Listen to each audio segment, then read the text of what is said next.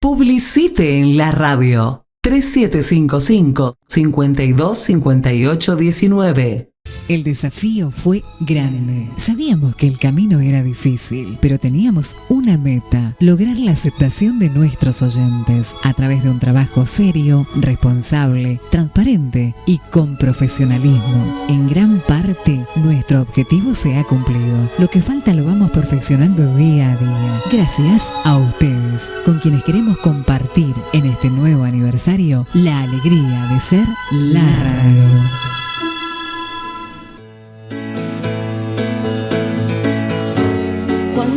Recordamos lo que nos pasa, nos puede suceder la misma cosa, son esas mismas cosas que nos marginan. Buenas tardes para toda la audiencia de la radio 89.9. Bueno, un jueves más acá con mi amigo Javier Millán, que les habla Ricardo de Oro. Continuamos con HDH, Hablemos de Historia, este programa que la verdad nos ha captado, nos gusta mucho poder hablar con la gente, interactuar con la gente, porque la verdad que estamos teniendo buen eco, digamos, del público, les gusta lo que hacemos, lo hacemos de la mejor manera posible. Como nos sale, ¿no es cierto? Como sale, pero le ponemos ganas también, hay que decirlo, preparamos los temas, preparamos el día que vamos a hablar. Y eso es importante también, ¿eh? Sí. O sea que tengo un montón de amigos en WhatsApp que, bueno, el último programa donde hablamos de la Biblia, sí, convocó, se ve que pegó en mucha gente. Y era la Semana Santa. Porque claro, nosotros en realidad no venimos a enseñar nada.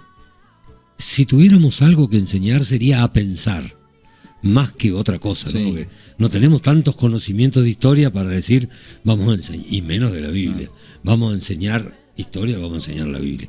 Pero lo cierto es que lo que comentamos nosotros de la Biblia fue recomendado luego por amigos míos en WhatsApp, claro, amigos religiosos, no pastores, sí, pero sí, gente que está en iglesias evangélicas. Y lo más lindo es que todos más o menos coincidían con ese tema. Coincidían con la idea del Dios único, el tema de la Trinidad, el tema de que Cristo fue el Hijo de Dios, el tema de la prueba de la resurrección que yo mencioné en la última parte, etcétera, etcétera. Sí. Capaz no en la Virgen, porque bueno, es una cuestión más dogmática de cada iglesia, pero tampoco la criticaron. O sea, claro, todos aceptamos, hay un respeto. Todos aceptamos que podemos pensar distinto, exacto, digamos, teniendo en cuenta la idea del Dios único, ¿no? Sí, y volviendo al tema en general, fíjate que nosotros hemos hablado bien de Rosas y hemos criticado a Rosas. Sin duda. Hemos hablado bien de Sarmiento y hemos criticado a Sarmiento, o hemos dado una postura, así. No nos hemos casado con nadie. Pero como vos dijiste, luces y sombras. Todos tenemos luces y sombras. Hasta López. De Paraguay. Y los héroes que hemos conocido en la escuela primaria, que nos mostraron únicamente las luces. Después con el tiempo hemos ido conociendo las sombras también, que sin también duda, hay que transmitirlo. Sin duda. Que también hay que transmitirlo. Bueno, siguiendo con las efemérides, la historia argentina y latinoamericana del siglo XIX, después con las efemérides a nivel mundial, encontramos un tema muy importante que fue la batalla de Maipú. Bueno, sería lindo que lo toques ahora en abril, que es el día de los... Sí, aparte fue el 5 de abril fue el día de la batalla de Maipú. Así que contame eso, lo voy a escuchar atentamente. Viste que cuando cruza San Martín, que cruza con 5 columnas, ya estando en territorio chileno, tiene un traspié que fue conocido como Cancha Rayada. Terrible. Que podría haber quebrado al ejército de los Andes, sí, señor, y todo lo que significaba o lo que significó después el ejército de los Andes. Esta batalla de Cancha Rayada tuvo lugar el 19 de marzo de 1818. Ya en territorio chileno. Y a los pocos días tuvimos Maipú, el 5 de abril tuvimos Maipú. Por suerte, en esa batalla de Cancha Rayada, que fueron sorprendidos las fuerzas libertadoras. Fue derrotado el ejército de San Martín. Exactamente. Aunque parezca una de las columnas más importantes del ejército de San Martín. Por suerte, el coronel Las Heras tuvo la genialidad y la brillantez del momento, por eso el momento nomás te ubica ahí, que pudo sacar la artillería, no solamente los cañones, sino también las balas de cañones, porque si no tienen el cañón, no tienen la bala. La pólvora, más 25 cañones que se hacían en forma artesanal. 25 cañones, Las Heras, en esa genialidad del momento, retira la artillería de San Martín, del ejército, y eso le permitió al poco tiempo, a los pocos días, porque del 19 de marzo al 5 de abril no pasó ni siquiera un mes, y nos enfrentamos en Maipú. Nos enfrentamos en Maipú. Maipú fue, la batalla fue el 5 de abril. Ese día las fuerzas patrias comandadas por San Martín. Fueron comandadas por San Martín, sí, en persona. En persona. Como siempre ocurrió, ¿no? Después llegó O'Higgins con otro grupo del ejército para apuntalar. Del otro lado estaba el general Osorio, que era un general español, experimentado, besado, conocedor del arte de la guerra, y las fuerzas estaban midiéndose, hasta el mediodía estuvieron midiéndose entre las fuerzas patrias y las españolas. El flanco izquierdo, San Martín lo había puesto al general Alvarado, en el centro lo ubicó a Balcarce. Terribles patriotas ambos. A la derecha a Las Heras. Balcarce había peleado con Belgrano en el ejército del norte. Y había 4 escuadrones que estaban a cargo del coronel Zapiola, que tenía 42 oficiales y 500 soldados, que eran ni más ni menos que los granaderos a caballo. Terrible fuerza de choque. Bueno, yo creo que los granaderos a caballo fueron la élite, o sea, que yo creo, lo dice todo el mundo, yo no estoy diciendo nada nuevo, fueron realmente un verdadero cuerpo de élite que decidía la batalla, no solamente las batallas que peleó San Martín, sino también las que peleó Bolívar cuando San Martín se fue a España, a Francia, a Europa, primero a Inglaterra, después a Francia, y dejó los granaderos a pedido de Bolívar bajo las órdenes de Bolívar. En la batalla de Pichincha, en la batalla de Junín, la actitud de los granaderos contribuyó determinante. Sí. En Junín prácticamente determinante hacia el triunfo de la fuerza de Bolívar, ¿no? También quería sumar lo que se conoció como el Regimiento 8 de Pardos y Morenos. Y acá te quiero aclarar, Javier, que en un momento el general San Martín, en su brillantez y en su lucidez, dijo: un día el país va a saber que se le debe la libertad tanto a indios como a negros. Y si bien la Asamblea del año 13 había declarado la libertad, digamos, la libertad de vientres, la libertad de vientre y el fin de la esclavitud, existían esclavos todavía y integraban el ejército. La libertad de vientres era la libertad de los esclavos que nacían desde ese momento para adelante. Claro. Pero los que eran esclavos seguían esclavos. Exacto. Y San Martín les había prometido que iban a recuperar la libertad y les cumplió. Muchos de ellos integraban el ejército de los Andes. Bueno, vos me contaste esto antes del programa, me dijiste textualmente lo mismo que acabas de decir ahora, y yo te comenté, fíjate lo que son las cosas de la historia, las luces y las sombras de nuestros héroes, ¿no? Bolívar nunca liberó a los esclavos. Claro. De él, de su familia. Sí. Era de la familia más rica, capaz la familia que más esclavos tenía en toda América. Seguramente. Y tenía esclavos. Y vos me dijiste que Washington también. De los Estados Unidos, sí. primer presidente norteamericano. Que luchaban por la libertad. Luchaban por la libertad y por todos los principios que están hoy en nuestra Constitución. Claro. Artículo 14 y demás. Tenía esclavos. Exacto. Me pareció una contradicción. Sí. Bueno. Y si nos vamos en la historia ya siglos y siglos para atrás, los griegos, que son los padres de la democracia y de las libertades, también tenían esclavos. Y no lo veían mal. Era la forma social que ellos tenían para manejar. Eran parte del paisaje. Era parte, sí. Eran parte del paisaje. Bueno, en definitiva, como te dije, entre negros, esclavos, indios, y patriotas criollos que estaban bajo las órdenes de San Martín y se salvaron porque el ejército después de Cancha Rayada, gracias a las Heras, se reorganizó y gracias a Beltrán, a Fray Luis Beltrán, claro, sí, que estaba sí. junto, que era el que fabricaba claro. la artillería, era un fraile que se estaba a cargo de todo lo que sea herrería y artillería del ejército de los Andes, se recompuso medianamente la artillería del ejército de los Andes y se enfrentaron en Maipú. En Maipú. Y fue un contundente triunfo de San Martín, sí, señor. Si no el más brillante de toda su carrera. Y tuvo un efecto fundamental. ¿Por qué? Al mediodía de ese día 5 de abril, hasta el mediodía las fuerzas habían estado viéndose.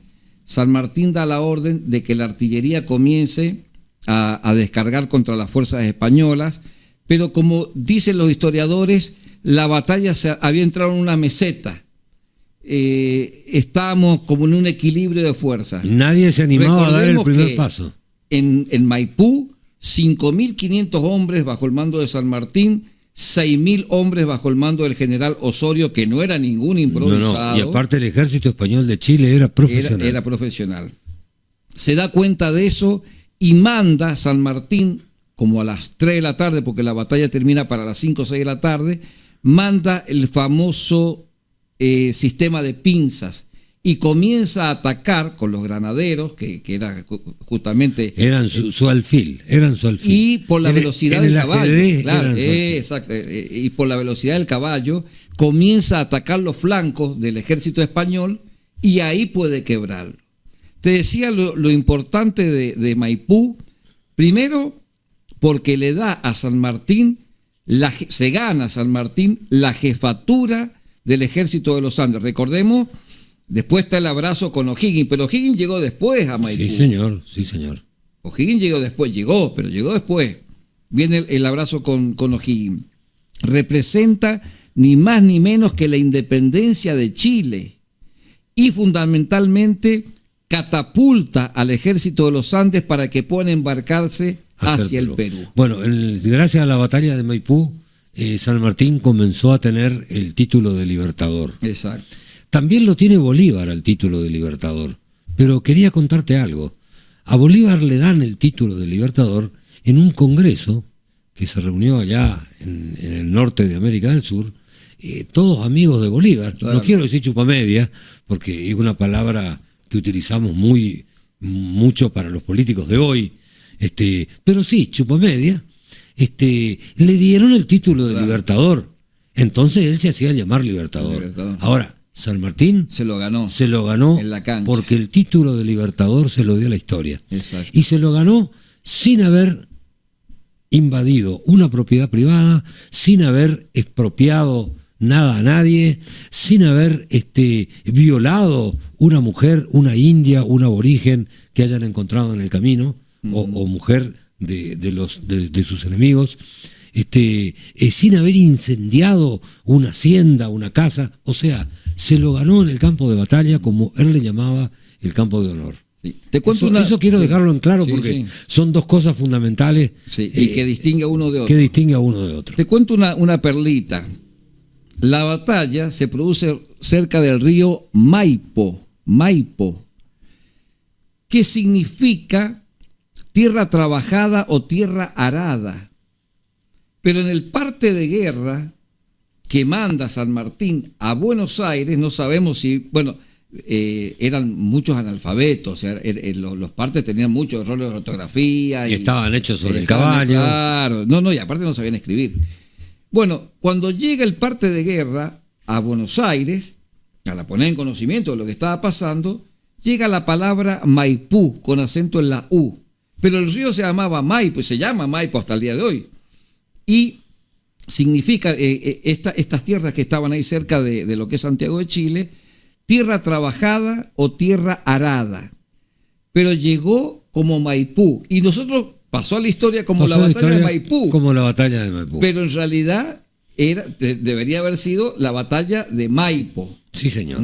Cerrando el tema, Golera, creo que después de Maipú, San Martín entró a Santiago de Chile Exacto. El abrazo con O'Higgins. El abrazo con O'Higgins quedó asegurada la libertad de Chile, y a partir de ahí se abrieron las puertas para que San Martín por barco, con la flota de Copran, un amigo de él, llegaran a Perú. Hasta Perú, porque sabía que iba a ser imposible hacerlo en forma por tierra, digamos. Vos sabés que otra anécdota que ocurrió, o sea, otra efeméride importante que creo vale la pena destacar,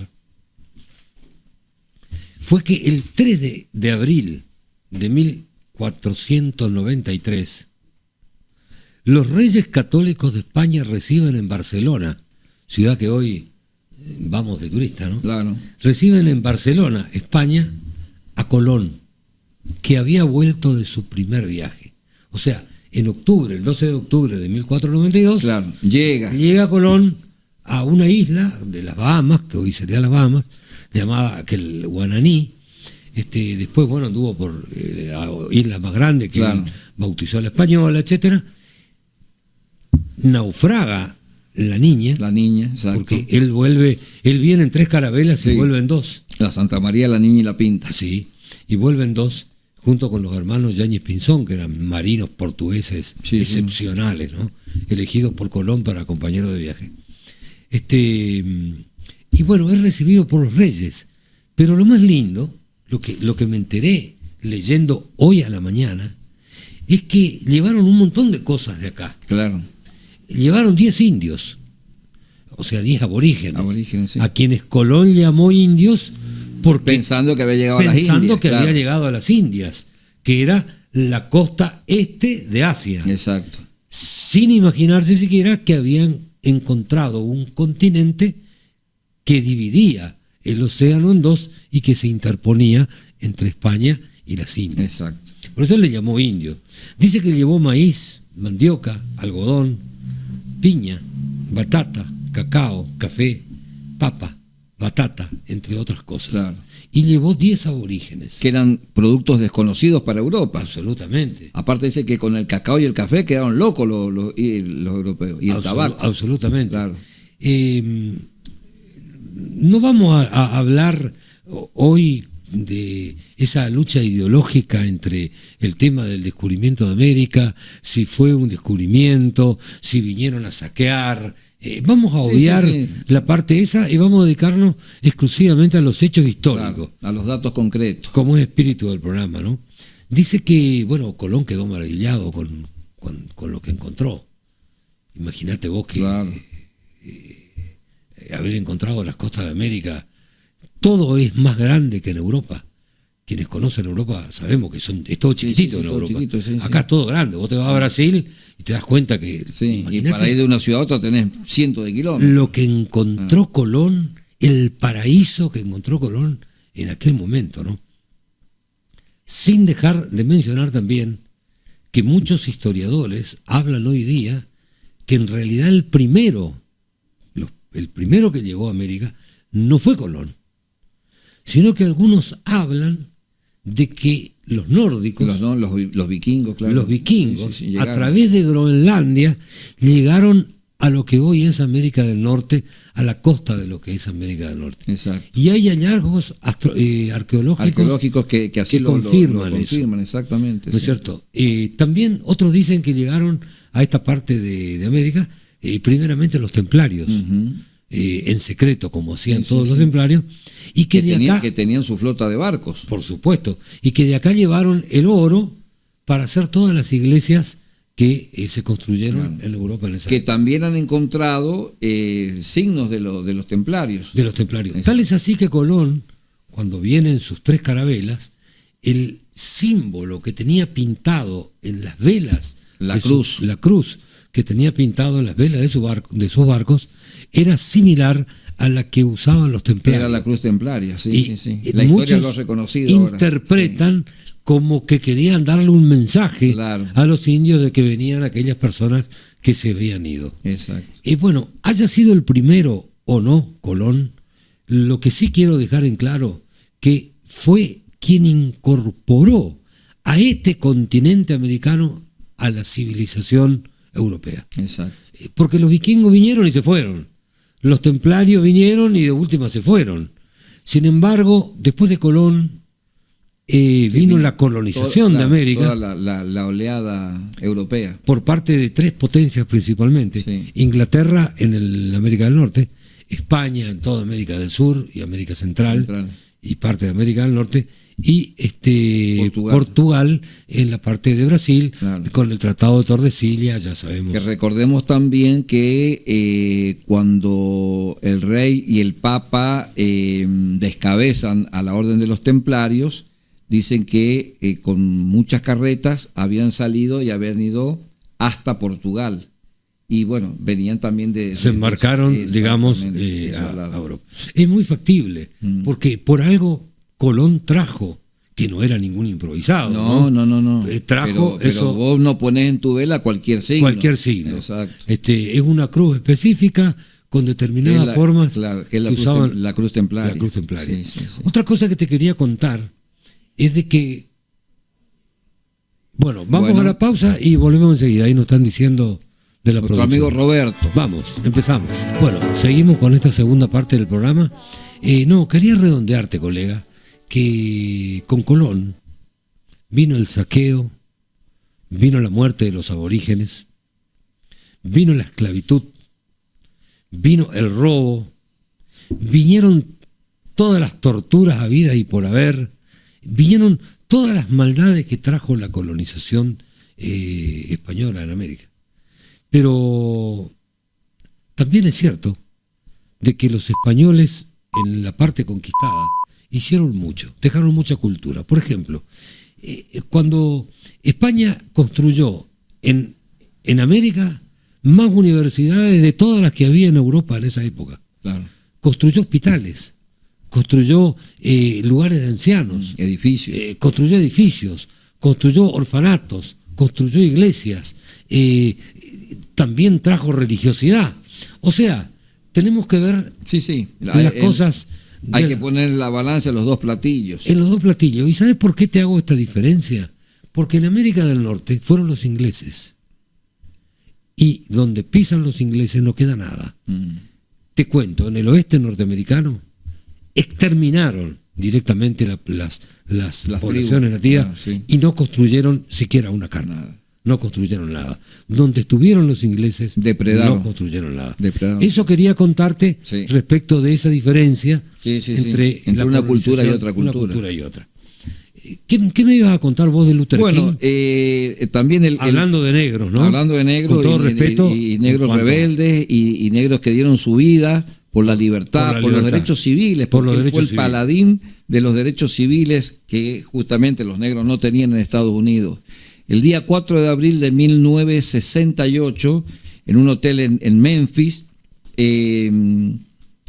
a Luther King, con un francotirador, le pega un balazo y lo mata. ¿Quién era Luther King? ¿Quién era Luther King? Luther King era un pastor bautista que veía esa injusticia que se estaba produciendo en Estados Unidos.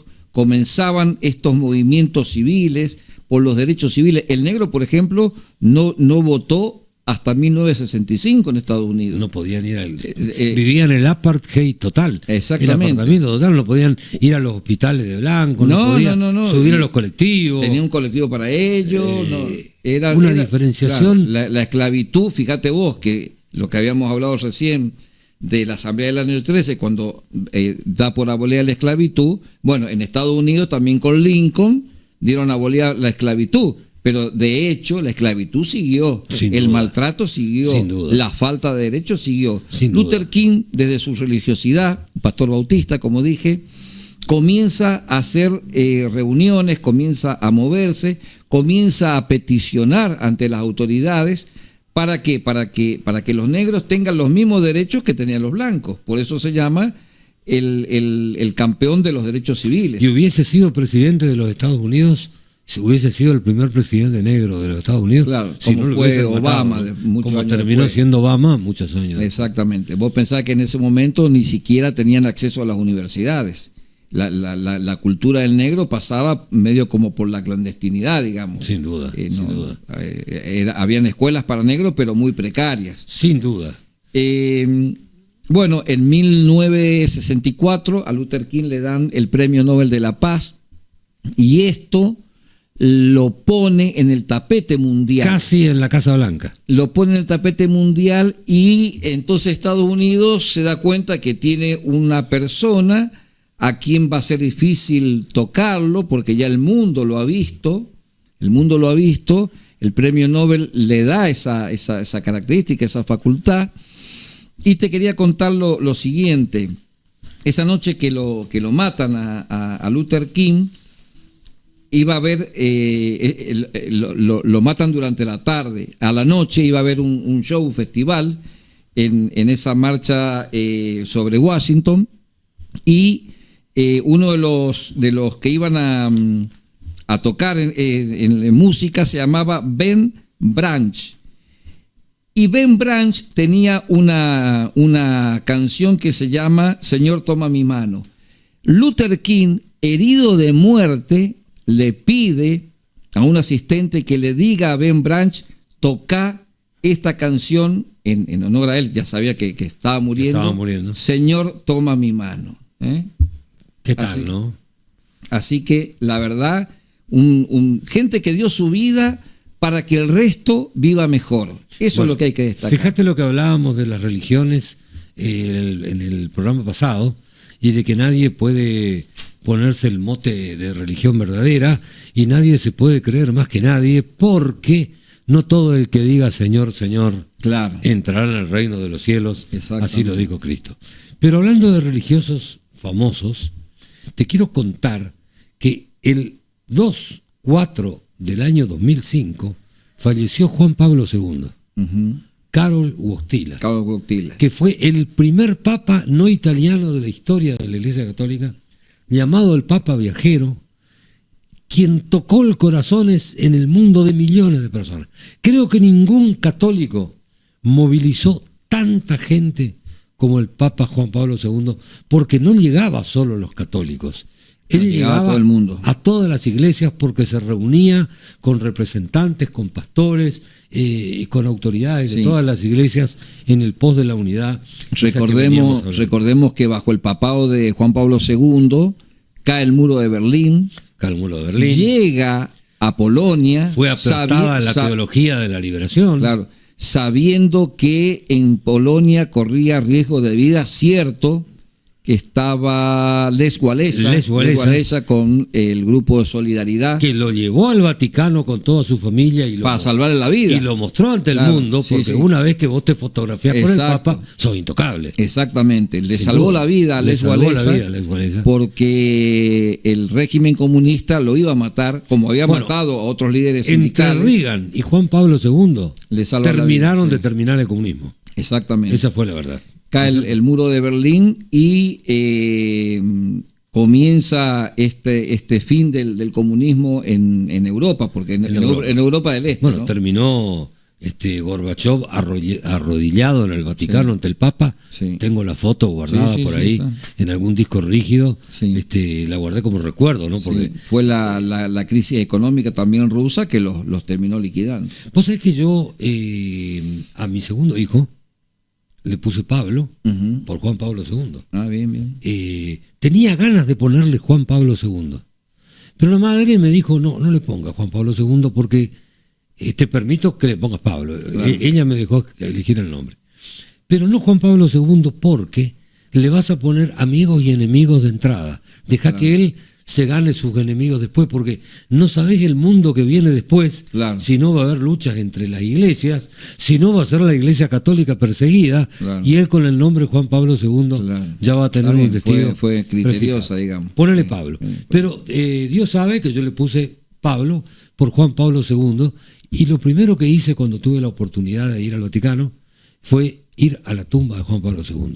Cuando vos entras por la derecha, te encontrás con un pequeño apartheid ahí donde está la Piedad, e inmediatamente después está la tumba de Juan Pablo II. Emocionante. Y fue de los momentos más lindos que viví en mi vida. Fue uno de los papados más largos de la historia, creo que llegó 27 años. 27 años, papado, sí, 27 años. Evidentemente. 27 años y 2 meses. Exactamente. El hecho de haber sido que se lo conoció como el Papa Viajero tomó contacto, porque antes era muy difícil que un papa saliera. Bueno, Juan Pablo I duró 30 días. Y Pablo VI, que es el anterior, prácticamente no salían de Roma, era muy difícil. El mundo iba a Roma, pero de que el Papa saliera era muy difícil. Bueno, lo cierto es que después de Juan Pablo II asumió el papado de la Iglesia Católica Ratzinger. Claro, Benedicto XVI. En 2 de mayo hay un pariente de Ratzinger, ¿Ah, sí? a quien Ratzinger llamó cuando asumió. Ah, mira, bueno, como acá costumbre, en 2 de mayo. en 2 de mayo Misiones, sí. Falleció el señor Ratzinger, tengo entendido, pero está la familia, que claro, capaz alguno me esté escuchando o le cuente a algún oyente. Alguien le cuente. Bueno, el Ratzinger le tocó bailar con la más fea, porque después de Juan Pablo II, ¿qué podés hacer para Era muy sobresalir? difícil, era muy difícil. Es como entrar en un recital de folclore y te toca cantar después de Horacio Guaraní, Claro, después de Sole. Claro, ¿Qué haces? Claro. Tenés que vestirte de payaso para que algunos para sonríen. llamar la atención. Bueno, así fue la historia. Sí. Muchos dicen que a Ratzinger le tocó hacer un trabajo duro dentro de la iglesia. La iglesia estaba muy cuestionada y sigue hasta hoy muy cuestionada por 2 cuestiones, por 2 temas. Uno, los fondos del Banco Vaticano, sí, señor, están muy cuestionados, muy sobre todo cuál es el origen de esos fondos. Sí, señor. Sí, y señor. el otro, los casos de pedofilia a nivel mundial, que también en Estados Unidos les han hecho pagar pues, fortunas a las víctimas. Sí. Bueno, en definitiva, comenté lo de Juan Pablo II en contraposición a lo que vos comentaste de Luther King, que fue un pastor bautista absolutamente memorable, a la altura o más de Juan Pablo II. Y él sabía Luther King sabía que lo iban a matar. Cuando lo matan a Kennedy, a John Fitzgerald Kennedy, él le dice a su esposa, a mí me va a pasar lo mismo. Y 5 años después le pasa eso. Le termina pasando. Sí. Vos sabés que, hablando de muerte en Estados Unidos, el 7 de abril de 1947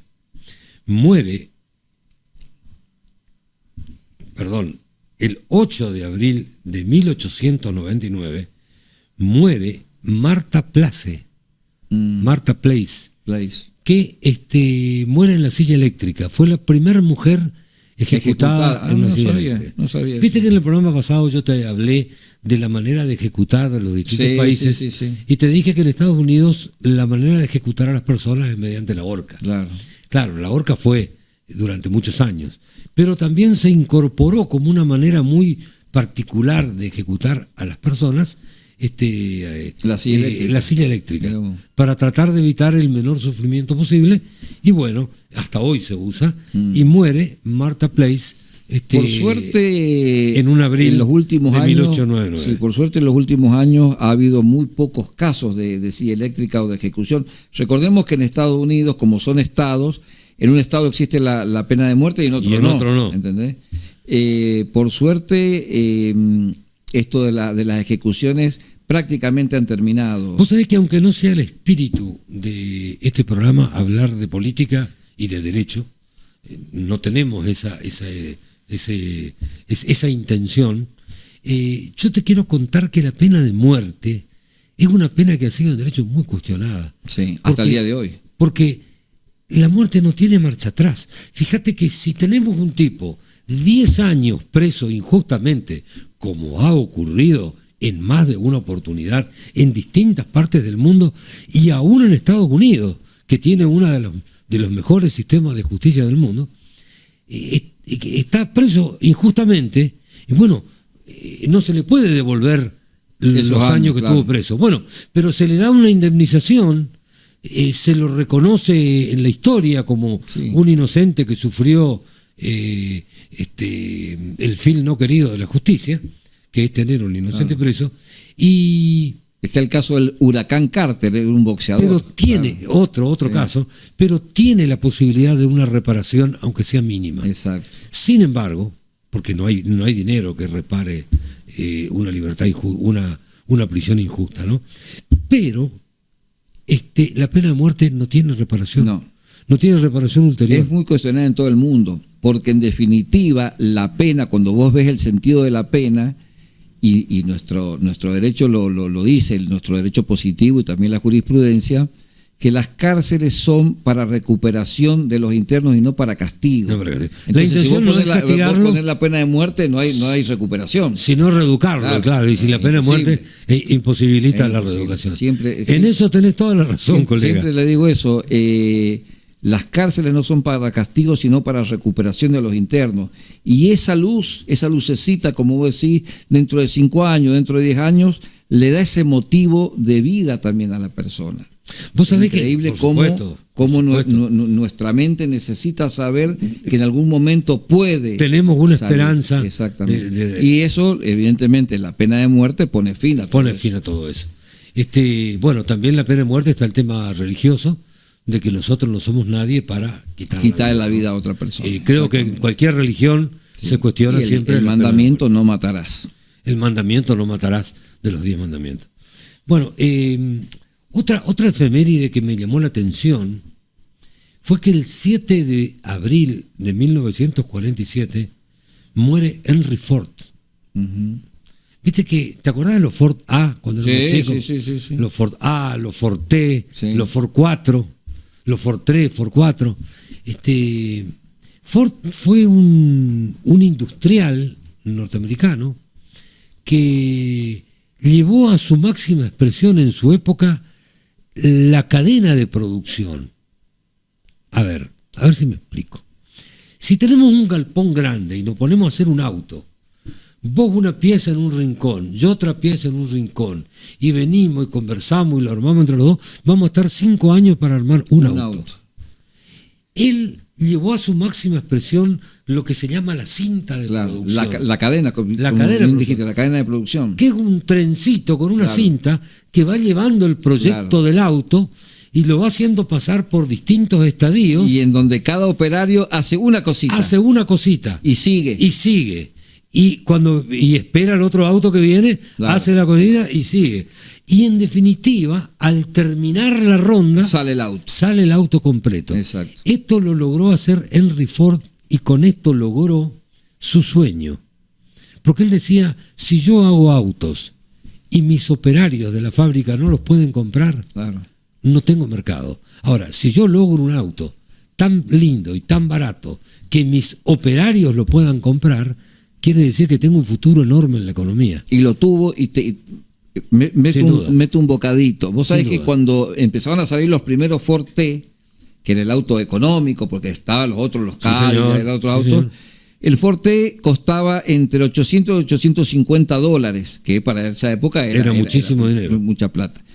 A lo largo de 5 años redujo ese precio a $400. Fíjate vos si lo popularizó e hizo que todo el mundo tuviera su Ford T. Sí, señor. Con la carrocería del auto y la carrocería de la camioneta. Sí, señor. Que le permitía al granjero estadounidense el tema de la producción, de poder sacar sus cosas y demás. Y la característica que tenía, porque recordemos que no habían camino, o sea, si había algún camino entoscado era mucho. Asfalto había muy poco, prácticamente nada. La característica del Ford T era el rodado grande, que podía salir en el barro y traccionar y seguir su camino. Mira vos. Redujo en 5 años el valor de $850 a $400. Lo popularizó. Se vendieron millones de Ford T. Bueno, Henry Ford fue uno de los padres de la firma Ford. Acá Claro, tenemos sí, Salva sí, Automotores, sí. que no verá, de las fábricas íconos del automovilismo mundial, junto con la Volkswagen Claro. en Alemania, Sí. Tú sabes que, Mercedes-Benz en Alemania, cuando- Toyota claro, en Japón, sí. GM en Estados Unidos. Claro, la General etcétera. Motors, claro. Sí, señor. Así que bueno, son las cosas que te da la historia, ir conociendo y ver cómo la genialidad de una persona le solucionó la vida a mucha gente. Bueno, tengo otra efeméride que no sé si te va a gustar, pero yo te voy a decir lo que pienso después. El 8 de abril del 2013 murió Margaret Thatcher. Bueno, Margaret Thatcher fue la primer ministra inglesa durante la Guerra de Malvinas, la que dirigió la Guerra Sí. de Malvinas desde Inglaterra el ejército inglés. Dicen que la que dio la orden de hundir al Belgrano. Dice que dio la orden de hundir al Belgrano con esa frase icónica, hundan al Belgrano. Hundan al Belgrano. Que logró la reelección en 1983. Logra la reelección. Sí. Publicite en la radio. 3755-525819. Te va a entender. Yo simplemente pienso y digo, personas, gobernantes, con valores patrióticos como tenía Margaret Thatcher para con Inglaterra, sería muy lindo tenerlos también nosotros en nuestra Argentina. Claro. Porque, te repito, es muy difícil encontrar en Estados Unidos, en Inglaterra, en Alemania, en Francia, etcétera, personas que hayan vendido su patria, y mucho menos por dinero. Aquí parece que la plata va y viene, y más de uno hasta hace de periodismo y cuenta lo que no quiere por algún sobrecito, y aparece el cargo con la posibilidad de algún crédito que si fuera un civil no lo obtendría, etcétera, etcétera, claro, etcétera. No queremos hablar de política. No. Simplemente no es la exaltar los valores de una gobernante inglesa que tuvo para con su patria, cumplió su deber, aunque a nosotros nos vino mal, porque esa dureza de Margaret Thatcher también no permitió una negociación más favorable para Malvinas, que bien merecido la tenemos. Sí. Bueno, hubo un punto cuando llegó el general estadounidense Alexander Hay, le dice a Galtieri: mire, general, hay una propuesta del presidente Reagan, hagamos un gobierno tripartito y evitemos la guerra. Terrible. Pongamos la bandera argentina al medio, la bandera estadounidense a la derecha, la bandera inglesa a la izquierda, pongamos un representante de cada país, vemos cómo manejamos las fuerzas, y se hubiese evitado la guerra. Fue la propuesta. Y se hubiese evitado la guerra y hubiese sido un triunfo. Claro, de Alexander Hay, que traía el mensaje de Ronald Reagan, pero por otro lado también, con lo que pasó en Malvinas, fue el fin de la dictadura militar que tanto dolor trajo a nuestro pueblo. Pero sin duda. Tanto dolor trajo, y mirá que tenían un decreto de aniquilar a la subversión. No necesitaban el golpe de Estado para aniquilar a la subversión. Lo hicieron porque lo hicieron, al golpe de Estado. Pero bueno, en definitiva, la hubieran podido aniquilar ya con la orden firmada por el gobierno democrático de Isabel Martínez de Perón, refrendada su firma por nada más ni nada menos que por Luder. Y Luder, Cafiero y Rucauf. Los tres firmaron el decreto de aniquilamiento. Sí. Pero bueno, así ocurrió. Hablando de política, de la historia política nuestra, te cuento que el 2 de abril de 1916 asume su primera presidencia Hipólito Yrigoyen. Ah, qué bueno. ¿Sabés quién es Hipólito Yrigoyen? Por supuesto. No hace falta que te cuente. No. Creo que la audiencia tampoco. Fue uno de los grandes. Pero viene bien recordarlo, ¿eh? Viene bien recordarlo. Uno de los grandes políticos argentinos. Gente que ha salido del gobierno con los bolsillos vacíos. Hoy parece una utopía. Muy difícil, sí. Hoy parece una utopía. Claro, y con una particularidad, que fue el sistema electoral. Claro, eso quería contarte. Contámelo. Bueno, el sistema electoral, recordemos que hasta ese momento, y a partir de la ley Sáenz Peña, con el voto universal, obligatorio y secreto, recordemos que votaban los hombres. Recordemos que votaban solamente los hombres. Anteriormente a eso, el sistema electoral era muy distinto. Se votaba... Era el voto cantado. Era el voto cantado, que quien votaba en contra de la autoridad era difícil. Se ponía una mesa, el pueblo, los gauchos hacían fila, claro, y quién contaba los votos. Se le preguntaba, a ver, señor de Oro, claro, ¿por quién va a votar? Claro. Y más vale que votés por Rosa si estaba en Buenos Aires, o por el gobernante del momento, o por Urquiza si estaba en Entre Ríos, porque se te venía la noche. Exactamente. Digamos. Bueno, a partir de la ley Sáenz Peña aparece el voto universal, secreto y obligatorio, si bien recordamos que votaban únicamente los hombres, que perfecciona el sistema electoral argentino. Exactamente, y perfecciona el sistema democrático argentino. Sí, señor. Porque a partir de ahí... La verdadera democracia comenzó con la ley Sáenz Peña. Exacto, porque a partir de ahí es que las clases más populares comienzan a tener acceso al gobierno. Y al tener el voto secreto, vos votás a quien querés. Exactamente. Tenés un arma ya electoral. nadie te puede presionar. ¿No es Así cierto? que bueno, eso es muy importante. Bueno, después de la ley Sáenz Peña, Sí. el primer presidente fue Hipólito Yrigoyen, que completa su primera presidencia. Ujú.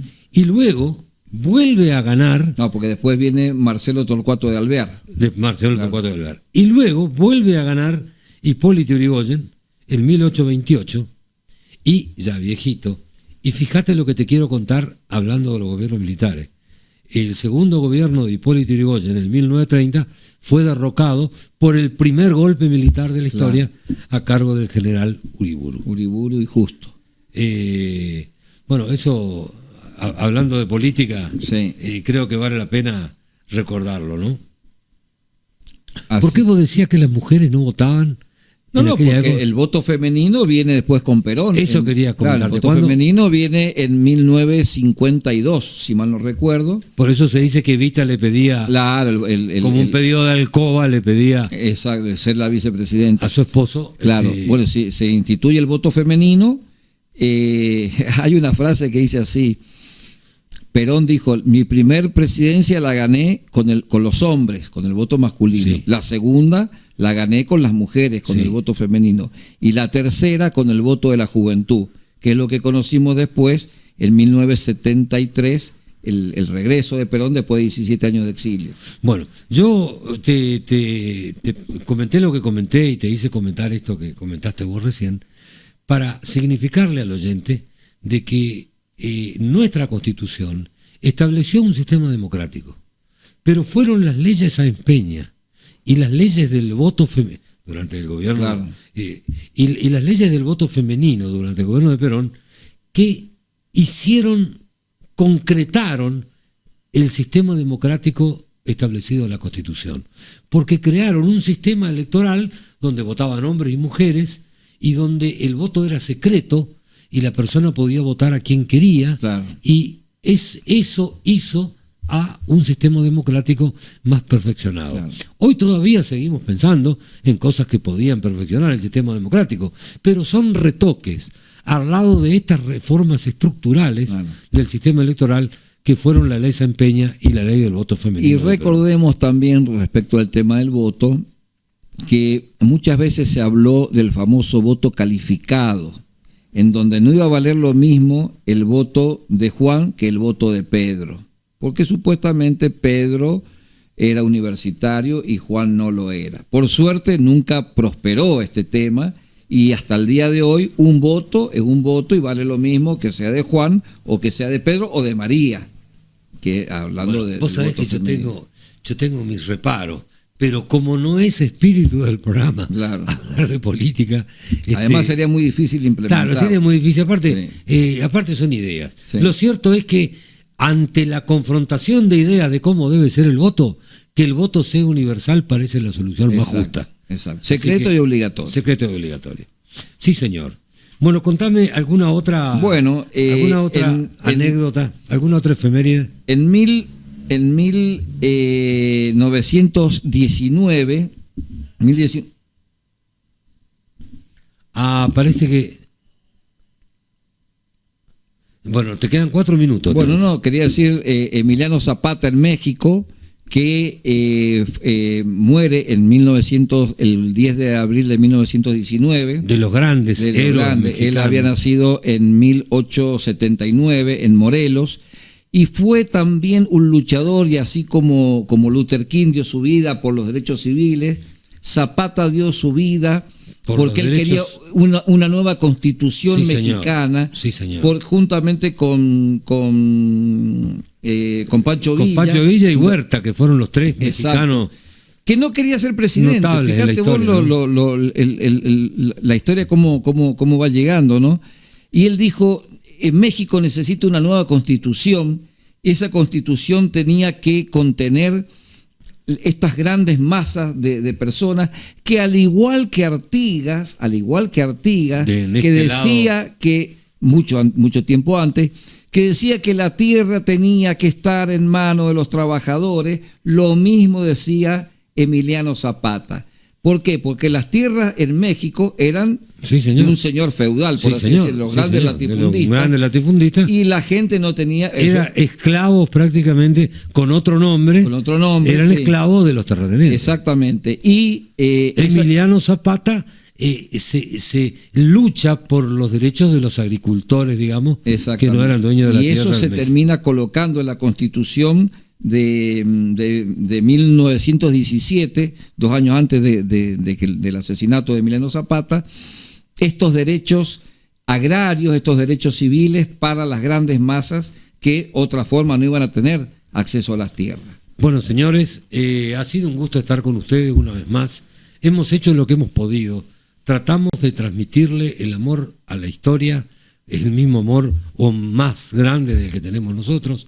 Tratamos de hacer lo que podemos para que a ustedes les pique el bichito de la historia. Exactamente. Porque saber lo que somos es lo único que te permite saber a dónde vamos. Sí. Y bueno, agradecerle al señor Jorge Cus, el dueño de la radio, al señor Tony Lindstrom, el gerente, como director de la radio, y también al hijo del señor Cus, que nos permite el tema de los videos. Chicos, hasta el próximo jueves. Ha sido un gusto y creo que salió un lindo programa, colega. Creo que sí. Ojalá el jueves que viene sea igual. Gracias. La radio es magia, pasión, melancolía, amistad. Quiero que sientas y que vivas este momento. Gracias por acompañarnos y estaremos siempre juntos.